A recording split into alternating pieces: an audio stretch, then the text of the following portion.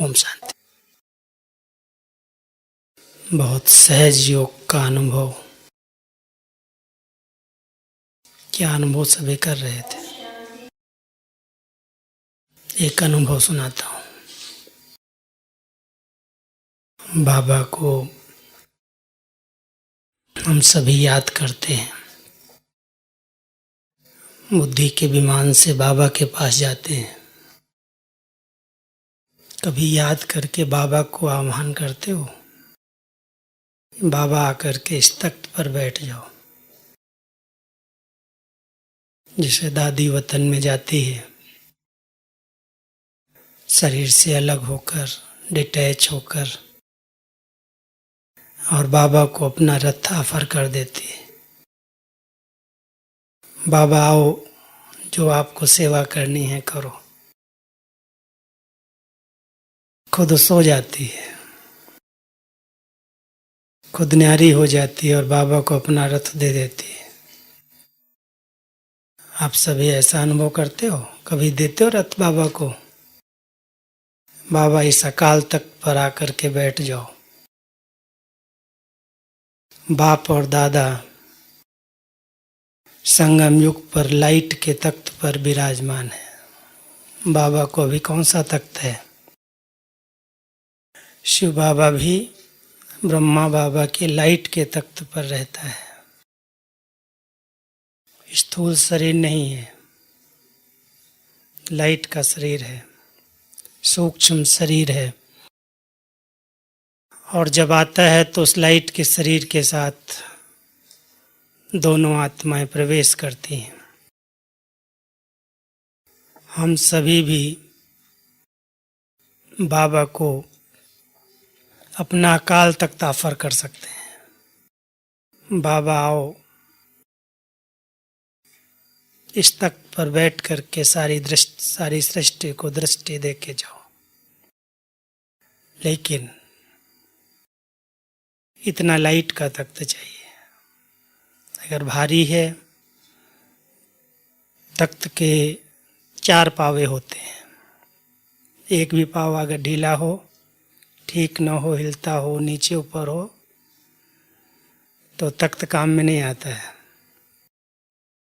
बाबा ने भी हम सबको यह अकाल तख्त दिया है। श्रेष्ठ स्थिति। अगर हम सभी इस अकाल तख्त को सदा स्वच्छ, निर्मल, पवित्र रखते हैं, किसी भी प्रकार के गुण और अवगुण बुद्धि में नोट नहीं है, बिल्कुल निश्चिंतता है, बिल्कुल हल्कापन है, बहुत स्वच्छ है, पवित्र है, तो बाबा को यूज करना सहज हो सकता है। नहीं तो हम कहेंगे बाबा आओ, और बाबा कहेगा ये तख्त मेरे काम का ही नहीं है। तो सभी ध्यान रखते हो कि कोई भी प्रकार का व्यर्थ, कोई भी प्रकार का परचिंतन, परदर्शन, कोई भी नेगेटिविटी, कोई भी प्रकार की उलझन मन के अंदर इस तख्त पर न हो। बहुत सरल चित्त, बहुत निश्चिंत, बहुत हल्का, बहुत स्वच्छ, बहुत पवित्र, जिसमें किसी भी प्रकार की उलझन नहीं है, हलचल नहीं है, अस्वच्छता नहीं है। ऐसे अकाल तख्त को बाबा भी पसंद कर लेता है। और जब हम सभी याद में बैठते हैं, अगर हम बाबा को, ऊपर जाने में कई बार मेहनत लगती है, लेकिन बाबा को आह्वान करके अपने साथ बिठा लें। जैसे बाप और दादा के बीच में मैं बच्चा बैठ गया, जैसे ये दोनों गद्दियां हैं, जब इस गद्दी पर इस बीच में हम बैठते हैं तो क्या अनुभव होता है? एक तरफ बाबा और एक तरफ मम्मा। यही थी ना गद्दी दोनों। शुरू के इतिहास में पढ़ा होगा, देखा होगा कि मम्मा इधर बैठ करके मुरली सुनाती थी और बाबा इधर से प्रवेश करते थे, तो मम्मा चुप होकर के बाबा की तरफ देखना शुरू कर देती थी। जैसे चातक पंछी कोई को देख रहा हो। और बाबा यहाँ बैठ कर के बीच में बच्चों को बिठा लेते और कहते बच्चे अभी वाणी चलाओ, गीत बजवाया, अभी गीत का अर्थ करो। तो माता पिता के बीच में बच्चे बैठते थे, अगर वो जरा भी भयभीत हो जाएं, जरा भी डर लग जाए, इतनी बड़ी अथॉरिटी के बीच में मैं बैठा हूँ, तो बेचारा कैसे बोलेगा, कांपने लगेगा। अभी साकार में हम वो अनुभव नहीं कर पा रहे हैं, साकार तो अव्यक्त हुआ, लेकिन अव्यक्त रूप में ये अनुभव अगर हम सभी करें, माता पिता, शिव बाबा और ब्रह्मा बाबा दोनों पवित्र, श्रेष्ठ, नंबर 1 आत्माएं, एक ग्रेट ग्रेट ग्रैंडफादर और दूसरा रूहानी बाबा, शिव बाबा। अब दोनों को बुलाओ और अपने साथ बिठा लो मस्तक के बीच में अकाल तख्त पर, और फिर दृष्टि दो। देखो कितनी एकाग्रता है, कितनी स्थिरता है, कितने अच्छे प्रकंपन फैलते हैं। है अनुभव ऐसा? करते हो कभी कभी? कोई भी प्रकार की हलचल नहीं।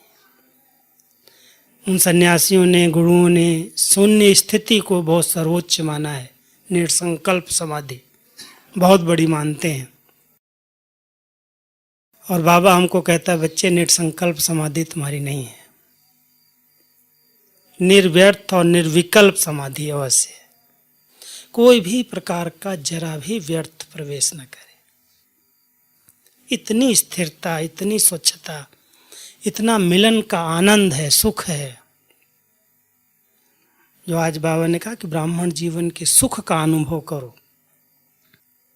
वो सुख का अनुभव इसी मिलन में, समाने के अनुभव में हो सकता है। अतीन्द्रिय सुख जो गोप गोपियों का गाया हुआ है, इंद्रियों का सुख तो आत्मा लेती आई है जन्म जन्म से। अतीन्द्रिय, इंद्रियों से परे का सुख, वो सुख इसी मिलन में अनुभव कर सकते हैं। जब आत्मा एकदम लवलीन हो जाती है, मगन हो जाती है, एक बाबा दूसरा न कोई, मैं और बाबा, बस संसार से विरक्त, अनासक्त, अलग हो गए, डिटैच हो गया। वो स्थिति योग में बनती है कि मेहनत है, अभ्यास करते करते सहज हो जाएगा। करके देखना, सिर्फ ऐसे योग नहीं करो साधारण, आए बैठे मैं आत्मा हूँ, मैं शांत स्वरूप हूँ, मैं पवित्र स्वरूप, चिंतन किया और चिंतन करते करते बैठे यहाँ और मन बाहर भाग रहा है, कोई कंट्रोल ही नहीं। अगर शांत करते हैं तो सुस्ती आ जाती है, आंखें बंद हो जाती है, बुद्धि भटकती है, थकावट का अनुभव होता है। लेकिन अगर इस मिलन का सुख ले लिया एक बार भी आत्मा ने, तो इस सुख में इतना रस है, इतना प्यार है, इतना आनंद है, इस सुख के अंदर है, जो आत्मा उसी में खो जाती है, समा जाती है। जो कहते हैं संस्कार बदलते नहीं हैं, परिवर्तन नहीं होते, चलते रहते हैं, कारण क्या है? ऐसा शक्तिशाली योग नहीं है, इसलिए संस्कार वही के वही रहते हैं, बदलते नहीं। ज्ञान सुनने सुनाने से नहीं बदलते, ऐसे योग लगाने से भी नहीं बदलते। कोई रोज योग लगाए, लेकिन अगर वो सिर्फ नियम पूर्वक कर रहा है, यथार्थ विधि नहीं है, तो सिद्धि प्राप्त नहीं हो सकती। हम सभी सिद्धि स्वरूप आत्माएं, बाबा कहता मेरे बच्चे संगम युग पर अगर सिद्धि नहीं प्राप्त करेंगे, अगर उनके लिए असंभव है तो किनके लिए संभव होगा? कल वरदान में था ना, असंभव को भी संभव करने वाले तुम। संगम युग असंभव को भी संभव करने वाला है। जैसे हम स्थूल में विकारों को सहज रीति से जीत लेते हैं, प्रवृत्ति में ग्रस्त, घर ग्रस्त में रहते हुए एक पवित्र जीवन जो लोगों के लिए असंभव है, बाबा के बच्चे उसको संभव करके दिखाते हैं।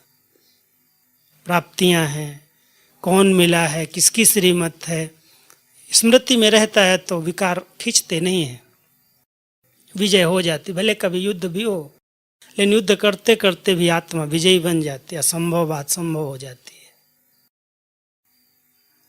स्थूल रूप में, और सब बातों को हम असंभव से संभव कर सकते हैं। लेकिन ये एक स्थिति जिसमें संस्कार बदल जाएं, वो असंभव बात जो लोग नहीं समझ पा रहे हैं। संस्कार भी कोई चेंज हो सकते हैं क्या? जो बहुत समय से चलते आते हैं, कभी न कभी इमर्ज हो जाते, निकल आते, लेकिन कम से कम आधा कल्प के लिए समा जाएं, समाप्त हो जाएं। जब समय आएगा द्वापर तब अलग बात है। लेकिन जब हमको सतयुग और त्रेता में पार्ट प्ले ही नहीं करना है, तो इस समय उनको इतना समा दें जो समाप्त हो जाए। ऐसी शक्तिशाली योग तपस्या की जरूरत है, साधारण याद नहीं। और इसके लिए बहुत कुछ परहेज जरूरी है। अगर परहेज नहीं है तो योग सहज नहीं है, मेहनत कराता है। बैठ जाओ, लगेगा ही नहीं, बुद्धि इधर उधर भटकती रहेगी। कभी ज्ञान चिंतन करेंगे, कभी रूह ध्यान करेंगे, कभी कोई समान स्मृति, एक रस एक टिकी स्थिति नहीं बन सकती, वो सुख स्वरूप की स्थिति नहीं बन सकती। तो मैं जब ये वरदान आज का पढ़ रहा था, सुन रहा था, सुख स्वरूप स्थिति का अनुभव ब्राह्मण आत्माएं करती हैं। अगर ब्राह्मणों ने सुख स्वरूप स्थिति का अनुभव नहीं किया तो कौन करेगा? कोई इंसल्ट कर गया, कोई गाली दे गया, कोई कुछ बोल गया, और मैं आत्मा बस फील कर लिया, उस फीलिंग के अंदर चली गई। कितना समय हमारा उसके पीछे जाता है। कभी कभी तो आता है ना, हर एक के आगे कोई ना कोई बात तो आती है। कोई ने कुछ कह दिया, कुछ अपमान महसूस हुआ, इसने क्यों ऐसा बोला, क्यों ऐसी बात किया, क्यों ऐसे कहा, चिंतन चल गया, उसमें 1 घंटा गया, 2 घंटा गया, 3 घंटा गया, या आई बात और उसी समय उसको समाप्त कर दिया। नहीं आया ऐसा तो है ही नहीं, आएगा। पेपर ना आए, परीक्षाएं ना आए और हम आगे बढ़ जाएं, ऐसा नहीं। लेकिन आई कोई बात और उसको हमने फुल स्टॉप लगा दिया, कुछ समय भले चला लेकिन अधिक समय नष्ट नहीं किया। ध्यान है हमारा संकल्प, हमारा श्वास, हमारा समय सफल हो, व्यर्थ न जाए कोई बात में भी। अगर समर्थ है, व्यर्थ नहीं जा रहा है, सफल हो रहा है, तो ये विधि यथार्थ है व्यर्थ को समाप्त करने की। नहीं तो कहीं न कहीं से व्यर्थ प्रवेश होता है और बहुत टाइम भी जाता है, एनर्जी भी जाती है, अपना भी समय जाता है, दूसरों का भी समय जाता है। सुनाएंगे, इधर वर्णन करेंगे, उधर वर्णन करेंगे, ब्रेक लगाना बहुत मुश्किल लगता है। बाबा कहता है तुम बच्चे दुख के संसार से निकल आए हो, तुम दुख क्यों फील करते हो? तुम्हें दुख का अनुभव क्यों होता है? तुम तो दुख की दुनिया छोड़ चुके। लेकिन छोटी छोटी बातें दुखी कर देती हैं, आत्मा को परेशान कर देती, खुशी गायब कर देती, उस सुख के अंदर समाने नहीं देती। ऐसी सुख स्वरूप स्थिति बन जाए, उसके लिए किन किन बातों का ध्यान रखना चाहिए? ध्यान तो रखना पड़ेगा ना, बिना ध्यान रखे वो स्थिति नहीं बन पाती है। कभी बनती है, कभी बिगड़ती है, कभी बहुत अच्छी है, कभी एकदम डाउन है। कभी कभी लगता है मैं तो बहुत ऊंची स्थिति में हूँ, वाह मेरी जैसी कोई की स्थिति नहीं, और कोई थोड़ी सी बात हो गई बस खुशी गायब, नशा खत्म, पता नहीं क्या हो गया, सोडा वाटर। देखते ही लगता है हुआ क्या इसको, अभी इतना अच्छी बातें कर रहे थे, इतना अच्छा उमंग था, उत्साह था, कोई ने थोड़ी सी कोई बात कह दिया, कान में चली गई, बस अंदर चिंतन चल गया और हमारी खुशी ले गई। अब बाबा कहता है बच्चे सुख स्वरूप स्थिति का अनुभव करो। उसके लिए कुछ बातें, जैसे बाबा कहता है सुख शांति की जननी पवित्रता है। अगर कोई आत्मा सच्चे सुख का अनुभव करना चाहती है तो संपूर्ण कर्मेंद्रिय जीत बनना होगा। कर्मेंद्रियों जीत, माया जीत, जो आज बाबा के वरदान में था। अगर कर्मेंद्रियां बार बार हमें परेशान कर रही हैं, हलचल में ले आती हैं, अधीन बना देती हैं, तो सुख का अनुभव हम नहीं कर पाएंगे। उस सुख के अंदर, क्षणिक सुख में अगर आत्मा कहीं भी फंसी हुई है, अटकी हुई है, तो ये परमात्म सुख का अनुभव सहज नहीं हो नहीं सकता है। कभी होगा, कभी नहीं होगा। लेकिन सदा काल उस अनुभव में आत्मा समाई रहे, उसके लिए बहुत मन बुद्धि की स्वच्छता और पवित्रता चाहिए। एकदम विचारों में इतनी स्वच्छता आ जाए, इतनी पवित्रता आ जाए, और उसके लिए आधार है श्रेष्ठ चिंतन। जो विधियां बाबा ने हम सबको बताई हैं, विचार करना कि सवेरे से रात तक के लिए हर बात के लिए बाबा ने कोई न कोई विधि बताई। और अगर हमको सिद्धि प्राप्त नहीं हो रही है, कोई भी चीज की सिद्धि अगर मैं नहीं प्राप्त कर पा रहा हूं, सफलता नहीं मिल रही है, तो जरूर कोई न कोई विधि की कमी है, विधि पूर्वक नहीं है वो। हम कर रहे हैं, ऐसा नहीं हमने छोड़ दिया है, ज्ञान योग छोड़ दिया है, पढ़ाई छोड़ दिया, मुरली छोड़ दिया, योग छोड़ दिया, नहीं, सब कुछ कर रहे हैं। लेकिन करते हुए भी जो यथार्थ विधि है, अगर विधि पूर्वक नहीं है तो सिद्धि नहीं मिल सकती। और विधियां बहुत स्पष्ट बाबा मुरली के अंदर सुनाता है। चाहे सवेरे उठने की विधि है, पहले संकल्प में कैसे बाबा को याद करो। कल बाबा ने कहा साथ के अनुभव द्वारा संभव से संभव होगा, साथ का अनुभव। लेकिन हम बाबा को साथ रखते हैं, लेकिन सोचते हैं वो तो निराकार, वो तो विधेयी है। स्थूल में भी तो कोई साथ चाहिए, साकार में भी तो कोई चाहिए। मन का किससे लेन देन करें, मन भारी हो गया, कोई विचार आ गया, अब किसी को तो सुनाना पड़ेगा। लेकिन जो बाबा ने श्रीमत दी, विधि बताई, उस विधि में जरा भी हमने अपनी मनमत कहीं पर भी ऐड कर दी, मनमत ऐड की या किसी की परमत ऐड कर दी। कोई ने कहा अरे ये तो सब बातें हैं, कौन बना है, कौन कर रहा है, बड़े बड़े भी ऐसे कर रहे हैं। परमत का प्रभाव बहुत ज्यादा पड़ता है, मनमत से भी ज्यादा।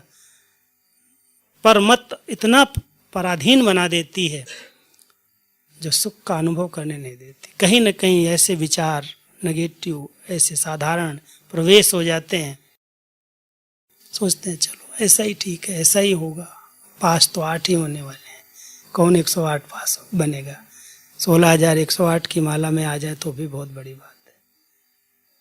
बहुत साधारण और ऐसे संकल्प जो बार बार आत्मा को ऊंची स्थिति से नीचे ले आते हैं। अगर हम जरा भी मनमत और परमत पर थोड़ा सा, बाबा ने कहा ना अटेंशन और चेकिंग खजाने को संभालने का साधन है, सिर्फ अटेंशन और चेकिंग रखें कि अगर कहीं से भी माया प्रवेश हुई, उसका कारण क्या, दरवाजा कौन सा है। दरवाजा तो कोई खोला है तब तो आया है। व्यर्थ विचार, नेगेटिव विचार, उदासी का विचार, जो हमारी खुशी को छीनने वाला विचार आ गया, तो किस दरवाजे से प्रवेश हुआ, कौन सी विधि का मैंने उल्लंघन किया। है सबके पास लिस्ट अपने पास कि बाबा ने ये विधि बताई है, ये विधि बताई है, ये विधि बताई है। चाहे सोने की है, चाहे खाने की है, चाहे पहनने की है, चाहे बात करने की है, चाहे कर्म करने की है, चाहे व्यवहार की है, कोई भी प्रकार की आप पूछो कि इस प्रकार इसके लिए क्या विधि है। कोई भी मुरली ऐसी नहीं है जिसमें बाबा विधियां न सुनाता हो, भिन्न भिन्न विधियां सुनाई हैं। हर एक चीज की विधि है, और अगर विधि यथार्थ है तो 100% उसकी सिद्धि है, गारंटी है। अगर बाबा के बच्चों को नहीं मिलेगी सिद्धि तो किसको मिलेगी। अगर सर्वशक्तिमान भगवान है हमारे साथ, हमारे को निश्चय है, हम पढ़ रहे हैं, बच्चे बने हैं, और हमें नहीं प्राप्त होगी तो किसको प्राप्त होगी। भक्ति के अंदर भी भावना का भाड़ा भगवान ने दिया है, हम तो उसके डायरेक्ट बच्चे हैं। और बच्चे अगर उसमें दुख और अशांति का कहीं भी अनुभव कर रहे हैं, विघ्न का अनुभव कर रहे हैं, परिस्थिति का, समस्या का, तो कारण जरूर कोई न कोई विधि की कमी है। उसको हम चेक करें, किस विधि को हमने कहीं न कहीं मिस किया है। और हर प्रकार की विधियां स्पष्ट हैं, चाहे वो प्रवृत्ति के लिए हैं, चाहे वो समर्पित जीवन के लिए हैं, चाहे कुमार कुमारियों के लिए हैं, चाहे माताओं के लिए हैं, चाहे भाइयों के लिए हैं। हर एक के लिए बाबा ने कोई न कोई विधि श्रीमत के रूप में बताई है। इस विधि से चलो, इस विधि से रहो, इस विधि से संबंध संपर्क निभाओ। हम सब बाबा की उन विधियों को जरूर स्मृति में रखें, अपने पास नोट रखें, लिस्ट रखें। आँख खुलती है, पहला बाबा कहता बच्चे पहले संकल्प में मुझे गुड मॉर्निंग करो। ये विधि है, यथार्थ विधि, नंबर 1 विधि। आँख खुलते ही पहले अपने विदेही, अपने अकाल तख्त पर बैठो, अपने स्वरूप में बैठो। ऐसे नहीं सिर्फ सीधा सीधा बाबा गुड मॉर्निंग, साधारण संकल्प करके आवाज बाबा तक दिल की पहुंचे नहीं, ऊपर ऊपर से नहीं कहो। यथार्थ विधि पूर्वक अपनी स्थिति में बैठ करके, इस भ्रकुटी आसन पर बैठ करके, इस देह से डिटैच हो करके, जैसे मैं आत्मा अवतरित हुई हूं और मैं आत्मा बाबा को कहती हूँ बाबा गुड मॉर्निंग। नंबर 1 संकल्प, पहला संकल्प बाबा से मिलन का, जिसमें सब शक्तियां प्रवेश हो, बाबा की शक्तियां मुझ आत्मा में प्रवेश हो जाएं। फिर कर्म क्षेत्र पर जब हम आए तो साथ का अनुभव करें, बाबा की शक्तियां मेरे साथ साथ है, मैं कंबाइंड हूं बाबा के साथ। हर बात के लिए, चाहे भोग लगाने की, खाना खाने की है, भोजन बनाने की विधि है, ऑफिस में या कोई भी प्रकार की दुकान में, नौकरी में, कोई भी कर्म में अगर आप जाते हैं तो बाबा ने पहले विधि बताई है। जैसे कोई कार्य किसी से कराने के लिए जाते हो तो क्या विधि बताई है? अगर कोई ये संकल्प लेकर के जाए ये तो करेगा ही नहीं, बड़ा टेढ़ा आदमी है ये। अगर मान लो आप किसी से कोई काम कराने के लिए जा रहे हो और आपके अंदर ये संकल्प आ रहा है कि ये तो बड़ा टेढ़ा आदमी, बहुत खाने वाला है, रिश्वत लेने वाला है, कैसे करेगा? करेगा ही नहीं। चलो देखें, ट्रायल करें। विधि यथार्थ नहीं है ये। क्या विधि होनी चाहिए? जरूर करेगा, क्यों नहीं करेगा? सच्चे दिल की भावना होनी चाहिए, करवाना इसी से है, कौन करेगा दूसरा? इतना अच्छा पॉजिटिव संकल्प पहले बाबा कहता था धरनी बनाओ। शुरू शुरू में मुरलियां जब चलाई, अव्यक्त बाबा जब विदेश में जब बच्चे जाने लगे सेवा के लिए तो बाबा ने क्या कहा, बच्चे यहाँ पर हो लेकिन जहाँ जा रहे हो वहाँ सेवा किया। पहले सोचने लगे ये बाबा क्या कह रहा है। बाबा कहता था बच्चे अपने सूक्ष्म शरीर से वहाँ जाओ और जा करके उनको पहले संदेश दे करके आओ कि मैं आ रहा हूँ तुम्हारे पास, तब सफलता मिलेगी। ये विधि बताई बाबा ने। अगर कोई ऐसे डायरेक्ट चला गया तो कोई ना कोई विघ्न आ सकता, रुकावट आ सकती। किसी भी स्थान पर जाने के पहले अगर हमको 100% सफलता चाहिए तो जिस स्थान पर हम जाने वाले हैं, बाबा कहता है उस स्थान को पहले लाइट दो, पहले शुभ भावनाएं, अपने शुभ वाइब्रेशन वहां फेंको, पहुंचाओ, और फिर वहां जाओ तो देखो आपको कैसे रिस्पॉन्ड मिलता है। एक बार का अनुभव है, हम लोग सुबह सुबह सोचा पहले सन्यासियों की सेवा का उमंग आया था सबको आबू में, क्योंकि बहुत विरोध था सन्यासियों का। लोग समझते थे सन्यासी लोग कि ब्रह्मा कुमारी आश्रम में सन्यासियों को उल्टा लटका दिया जाता है। एक सन्यासी ने अपना अनुभव मेरे को सुनाया था। हम लोग बहुत सेवा करते थे जाके शुरू में, तो एक गुफा में हम लोग गए।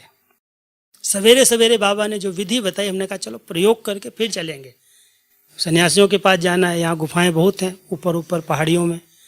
तो हम 4-5 भाई गए, तो एक ज्ञानेश्वर गुफा है इधर दिलवाड़ा के आगे, बहुत ऊंचाई पर है। उसके बाद और एक गुफा है, उसमें एक सन्यासी रहता है।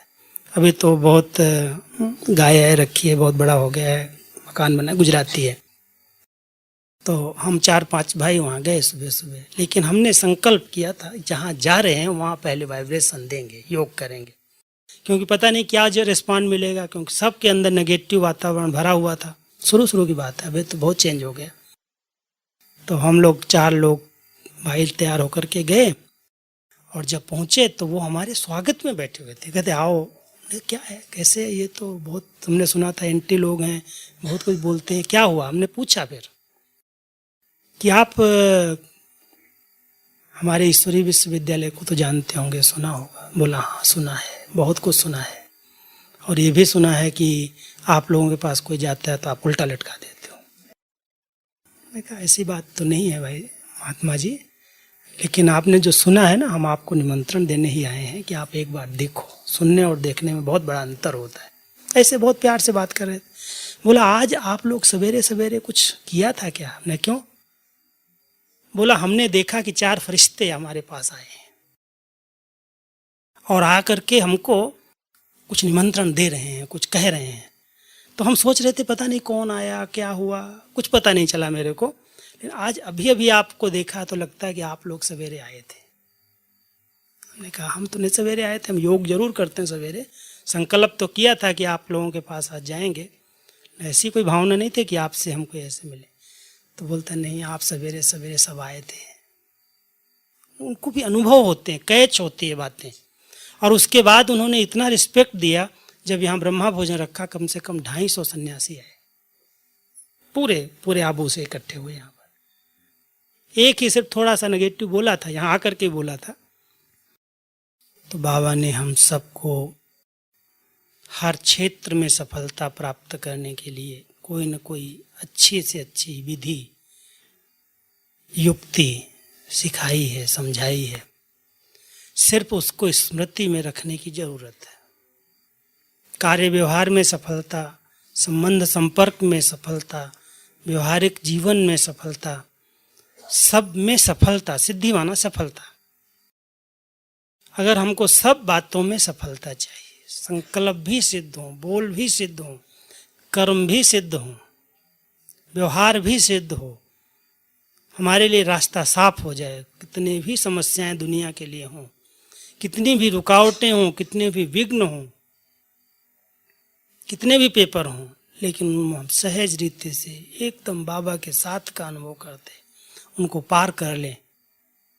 कोई भी बात में रुके नहीं, मूंझे नहीं, घबराए नहीं, हमारा निश्चय डिगे नहीं, हिले नहीं, कुछ भी हो जाए, लेकिन विधि को यथार्थ रूप से यूज जरूर करो। बिना विधि के सिद्धि नहीं मिलती है, और विधि है हर बात की। क्या करूं, कैसे करूं, प्रश्न पूछने की जरूरत नहीं। बाबा की मुरलियों में सब विधियां मिल रही हैं, सिर्फ ध्यान से सुनो, ध्यान से उस पर अटेंशन दो कि ये विधि है, इससे सिद्धि है। अगर कोई की दृष्टि, कोई की वृत्ति, कोई के संस्कार नहीं चेंज होते हैं, विधि अपना करके देखो। बाबा कहता मस्तक की प्रकृति के बीच पर दृष्टि डालो, आत्मा को देखने का अभ्यास करो, मन और बुद्धि को विजयी कर दो। अगर बहुत संकल्प आते हैं, बहुत तूफान आते हैं, बुद्धि को ज्ञान और योग में विजयी कर दो, बांध दो, इसको भटकने नहीं दो इधर उधर। सब रस बाबा से लो। तो अगर हम सभी यथार्थ विधियों को ध्यान पर रखते हैं, अगर मान लो बहुत मन परेशान कर रहा है तो भोजन पर भी ध्यान दो। इसलिए हम माताओं को हमेशा कहते हैं सबसे बड़ी जवाबदारी प्रवृत्ति में माताओं की है। आप यज्ञ के अंदर रह रहे हो, अगर यज्ञ के अंदर कोई भी बच्चे के, कोई भी भाई बहन के संकल्प नहीं ठीक हैं, कमजोर हैं, संस्कार ठीक नहीं है, जवाबदारी है कि हम इतना योग में इतने अच्छे प्यार से बाबा को भोग बनाएं और खिलाएं, इतने अच्छे वाइब्रेशन फेंकें जो सब आत्माओं का योग सहज हो जाए, सबके संस्कारों में परिवर्तन आ जाए। जैसा अन्न खाएंगे वैसा मन बन जाएगा।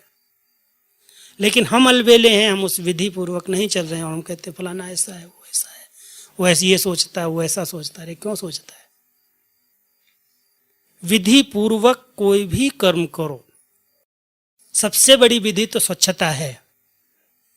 स्वच्छता, हर स्थान पर स्वच्छता है तो बाबा की हाजिरी है।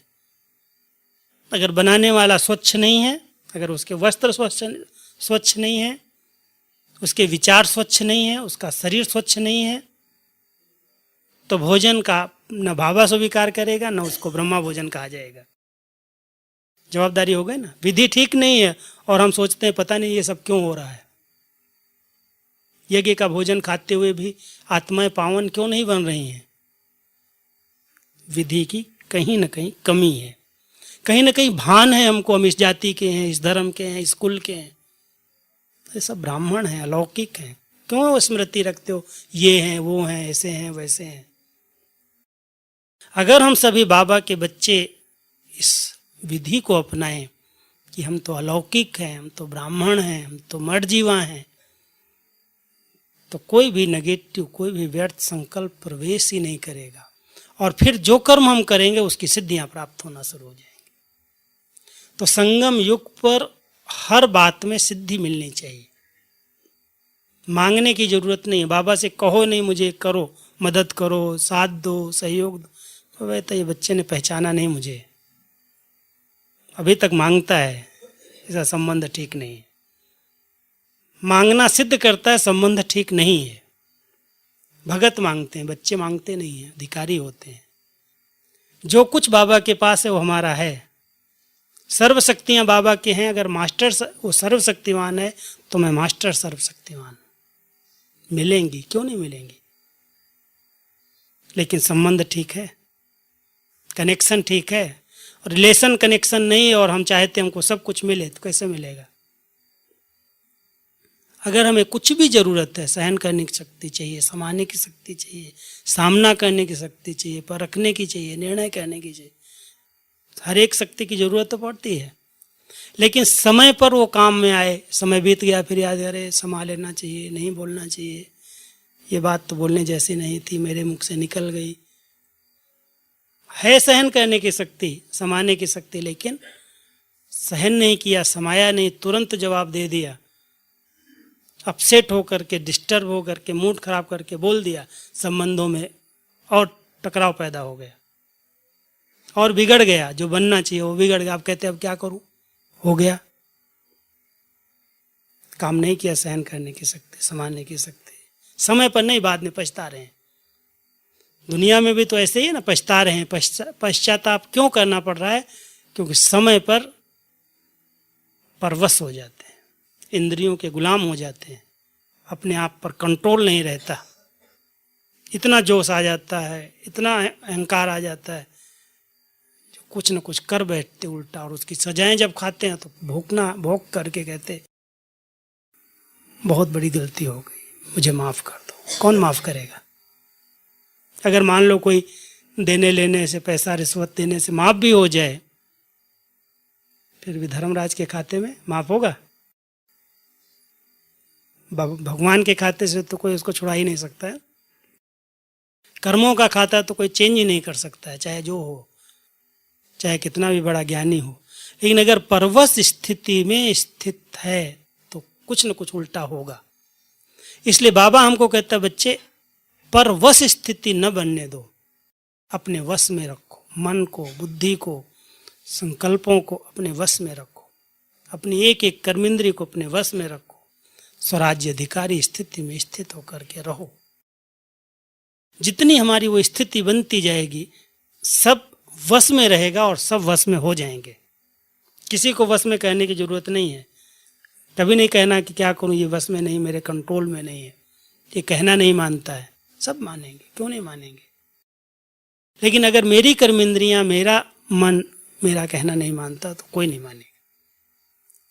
इसलिए सबसे पहले हम अपने आप के स्वराज्य अधिकारी बन करके अपने आप पर शासन करें।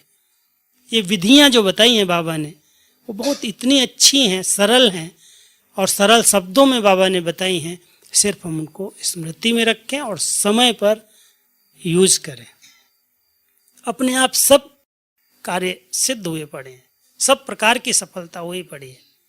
लेकिन विधि हमारी जहाँ पर भी गलत हुई, यथार्थ नहीं है, वहीं पर लगता है बहुत बड़ा पेपर आ गया, ऐसी समस्या आ गई, ऐसा विघ्न आ गया। बस फिर क्या होता है? गंगा और यमुना दोनों बहने लगती हैं, दुख के आंसू निकलने लगते हैं। बाबा के बच्चों को दुख के आंसू आए, बाबा को भी सहन नहीं होता होगा, मैं समझता हूं। भगवान के बच्चे ऐसे आंसू आते हैं, क्यों? क्या गलती की है, क्या किया ऐसा? हम सब बाबा के बच्चों को सुख स्वरूप स्थिति का अनुभव हो और सुखदायी बन करके सबको सुख दें। हम मास्टर सुखदाता हैं। ऐसी सेवा करें जो सबकी दुआएं मिलें, और दुआएं मिलें तो आत्मा अंदर से प्रसन्न हो जाए। जो कुछ बाबा ने दिया है, रिचेस्ट कहा ही नहीं है, लेकिन बनाया है। अगर हम उसका चिंतन करें कि हमारे पास गुणों का खजाना है, शक्तियों का खजाना है, ज्ञान का खजाना, अगर मान लो स्थूल नहीं भी है तो जहाँ संतुष्टता है वहाँ सब है। जहाँ संतोष धन है वहाँ सब धन अपने आप है। ज्ञान धन है, अपने आप धन आता है। उसको भी चिंतन करने की जरूरत नहीं। जो है, जितना है उतने में संतुष्ट है, प्रसन्न है। बाबा ने दिया है, बस ये भी मेरा पार्ट है। अगर हम उस स्थिति में स्थित रहते हैं तो हम यथार्थ विधि को यूज कर रहे हैं। नहीं तो हम सोचते हैं भाई हमारे पता नहीं, हमारा ही हिसाब किताब है, इतने समय से चल रहा है, हटता ही नहीं है, मैं क्या करूं। और अनेक प्रकार की रुकावटें संकल्प से हम क्रिएट करते हैं, अपने संकल्प से बैरियर बना लेते हैं। जब बैरियर बन जाता है ना, आगे बढ़ने नहीं देता है। ऐसा कोई संकल्प आए ही क्यों जो हमारे लिए बैरियर बन जाए, रुकावट बन जाए। मंजिल इतनी ऊंची है, हम सब पहुंचना चाहते हैं, संपन्न बने, समान बने, जो संकल्प करें वो पूरे हो जाएं। माता पिता के साथ हम बैठे हैं, हमको एक चित्र बहुत अच्छा लगता है, मैं जब क्लास कराता हूँ कहते सब सामने रखो ये चित्र, देखो झाड़ के अंदर किसके साथ बैठ के तपस्या करते हो, किसके साथ? माता पिता का नाम क्या है? कामधेनु माँ, कल्प वृक्ष के नीचे बैठी है ना, कामधेनु माँ और कपल मुनि बाप। कपल देव कहते हैं उसको, कपल है ना, कपल माना युगल है ना, कपल देव, बाप दादा साथ साथ है। अब ऐसे बच्चे जो कामधेनु माँ और कपल देव बाप के साथ, कपल मुनि बाप के साथ तपस्या करें, इस झाड़ के नीचे तपस्वी में होकर के बैठे, उनकी कोई कामनाएं रह सकती हैं क्या? सब सिद्धियां, सब प्राप्तियां, सब संकल्प पूरे होंगे। लेकिन ऐसे तपस्वी बन करके तपस्या करो, पॉजिटिव संकल्प क्रिएट करो, कोई नेगेटिव आने न दो, नहीं तो फलदायक मनोकामनाएं पूर्ण करने वाला वृक्ष, इसके नीचे अगर कोई नेगेटिव संकल्प आ रहा तो वो भी पूरा हो जाएगा और फिर उससे नुकसान बहुत बड़ा हो जाएगा। अपना भी नुकसान कर लेंगे, दूसरों का भी कर लेंगे। इसलिए बाबा कहता बहुत ध्यान रखना, कभी भी ऐसा संकल्प ना आए जो अपने लिए और दूसरों के लिए घातक हो, नुकसानकारक हो, जो आगे बढ़ने में रुकावट डालने वाला हो। इसलिए ऐसे संकल्प रचो कि मेरा भी भला हो और सबका भी भला हो। सिद्धि स्वरूप बाबा के हम बच्चे हैं, तपस्वी हैं। तपस्वी मूर्त बन करके माता पिता के साथ, कामधेनु माँ और कपल मुनि बाप के साथ बैठकर तपस्या करो। और खुद के लिए ही नहीं करो, ये खुद के लिए नहीं कर रहे हैं, सारे वृक्ष को दे रहे हैं। इनसे सारा वृक्ष हरा भरा है। इसलिए तो बाबा को ग्रेट ग्रेट ग्रैंडफादर कहा है। सारे वृक्ष को शक्ति प्राप्त हो रही है, हर धर्म को मिल रही है। सब धर्म इसी से निकले हैं, यही बीज में बैठा, तने में बैठा हुआ है। हम सब उस तने की आत्माएं हैं, महान आत्माएं। ऐसे नहीं बाबा ने कह दिया हाईएस्ट हो। हाईएस्ट कैसे हो? ग्रेट ग्रेट ग्रैंडफादर के साथ हो, ऊंचे ते ऊंचे बाप के साथ हो, इसलिए हाईएस्ट हो। हम ऐसे हाईएस्ट स्थिति में रहें, ऐसे होलीएस्ट स्थिति में रहें, ऐसे रिचेस्ट स्थिति में रहें कि हमारे जैसा कोई नहीं। भले जेब खाली है, कुछ भी नहीं है, लेकिन दिव्य गुणों का खजाना हमारे साथ है, शक्तियों का खजाना हमारे साथ है, भगवान हमारा साथी है, कोई अप्राप्ति है ही नहीं। तो प्राप्ति संपन्न स्थिति ही सुख का अनुभव करा सकती, प्रत्यक्ष फल की अनुभूति ही सुख का अनुभव करा सकती, पवित्रता की शक्ति ही सुख स्वरूप स्थिति का अनुभव करा सकती, मास्टर सुखदाता स्थिति ही सुख स्वरूप स्थिति का अनुभव करा सकती। तो हम सभी अतीन्द्रिय सुख की अनुभूति अगर अभी नहीं करेंगे तो कब करें? ब्राह्मण जीवन में संगम युग पर अपने भाग्य का चिंतन करते हुए सुख स्वरूप स्थिति का अनुभव करो और सबको कराओ। ओम शांति।